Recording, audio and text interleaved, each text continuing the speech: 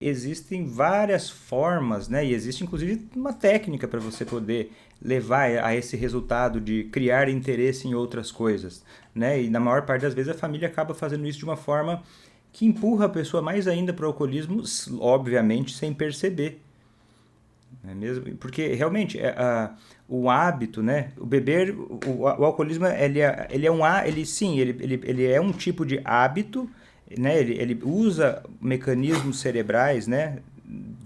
Há partes do cérebro envolvidas no hábito, mas além disso tem mais ainda evidências de que não é só um mau hábito, né? O alcoolismo não é só um mau hábito, ele é uma doença de fato, e por isso que a gente precisa considerar agir estrategicamente, né? Para poder modificar, né? Porque um hábito também dá para mudar um hábito de alguém que você ama, mas tem que ser um jeito específico para fazer isso, né? Não dá para fazer de qualquer jeito, né?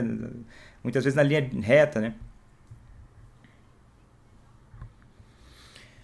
O jeito de não fazer isso é. Tem vários jeitos de não fazer isso, mas acho que talvez o mais comum, um deles, seja não ameaçar o instinto de liberdade da pessoa. Porque o nosso instinto de liberdade, ele é mais forte que o instinto de vida.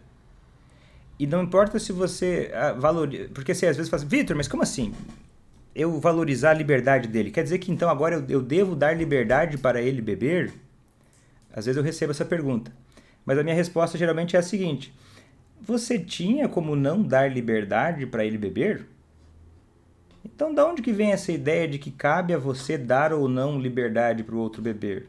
O que eu falo é o seguinte: a ideia é só destacar a liberdade que existe, né? Ah, mas eu vou então dar essa liberdade? Não, ele tem essa liberdade. E tendo essa liberdade, é útil você reconhecer que tem e você criar dentro do relacionamento tornar mais interessante a ideia de não beber do que a ideia de beber. E óbvio, isso precisa ser feito progressivamente, né? Não dá para chegar. Eu lembro de uma aluna que quando ela estava começando o curso ACA, que ela me disse o seguinte: Vitor, eu tô chateada, sabe por quê? Eu convido meu marido para fazer coisas diferentes e ele nunca aceita. Eu perguntei, fulano, me conta aí, que tipo de coisa você convidou ele? E ela me disse assim, olha, Vitor, por exemplo, ele no almoço, ele quer comer porcaria, né? Quer comer fast food, quer comer lanche, às vezes no dia da semana. E eu chamei ele para comer um frango cozido com legumes e arroz integral, que é o mais saudável, não é, Vitor? Não é mais saudável? Sim, é mais saudável. E aí eu chamo ele, por exemplo, para sair para fazer caminhadas e ele não quer ir fazer caminhadas. Fazer caminhadas é saudável, doutor Vitor? Sim, é saudável. Só que às vezes a pessoa não percebe que o caminho entre o cara tá comendo fast food no almoço para começar a comer um frango cozido com vegetais é uma distância muito grande. E mesmo que a pessoa. E não é tão gostoso e interessante. Né? É mais gostoso e interessante num curto prazo comer fast food naquele momento. Então é importante criar mais interesse e também quando for fazer um convite, que não é o único caminho e nem é talvez nem o primeiro caminho a se fazer, mas quando for fazer um convite, considerar algo que leve em consideração uma possibilidade maior de a pessoa gostar. Muitas vezes o relacionamento da pessoa está tão ruim que a pessoa ela já quer resolver tudo de uma hora para outra. Quer chamar para comer uma comida saudável quando nunca conversam. Tá sempre brigando, sempre reclamando de tudo. E aí a impressão do alcoolista pode ser de que ele não tem nenhum tipo de vamos dizer assim, reconhecimento pelas poucas coisas boas que ele faz.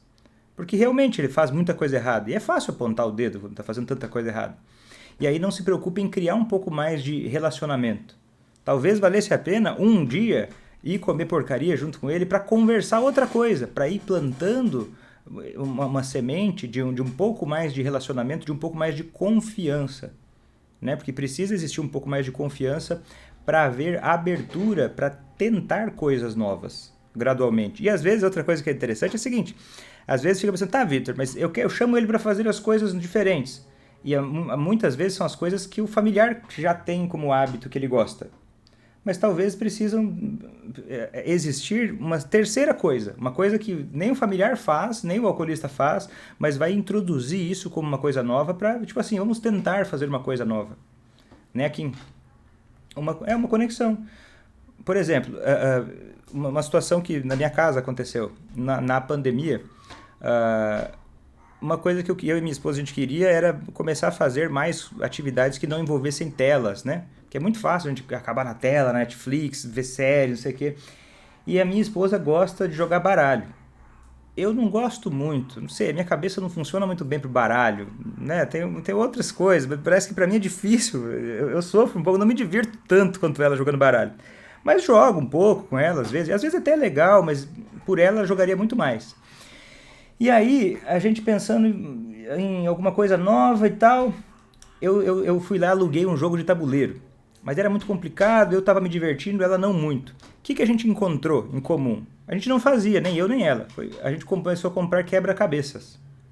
Eu não achava que eu ia gostar, sinceramente, mas eu encomendei, a gente começou a fazer isso e era uma coisa no meio do caminho. E a gente gostou, foi legal, isso ajudou a gente a passar muitas e muitas horas. Só que precisou ser algo fora da zona de conforto dos dois, vamos dizer assim. Ainda mais quando a gente está lidando com alguém que está resistente, como alcoolista, a gente fica esperando colaboração antes de colaborar, né? Isso é um desafio e vai colher o quê? Mais resistência ainda, né? E aí começa a pensar coisas como, o problema é só o outro. Quando sim, o outro é um problema, sim, o outro está se comportando de uma forma errada, só que, e aí? Mas o que vamos fazer para mudar isso? Né? Porque o caminho mais fácil é permanecer na posição de vítima. Né? Porque ninguém é obrigado a fazer quem parar de beber. Ninguém é obrigado. E eu não vou na casa das pessoas dizer, olha, coitadinho do seu familiar, faça ele parar de beber. Não, acho que, olha, tem muitas pessoas que vivem com isso, não querem que o alcoolismo leve embora alguém que ama e que quer se envolver para fazer essa pessoa parar de beber. É possível, não é fácil, mas vai exigir uma mudança de si próprio. O alcoolista não vê graça, ele só vê graça na bebida. Tá, mas a gente precisa reconhecer a dificuldade que é a gente se abrir para coisas novas.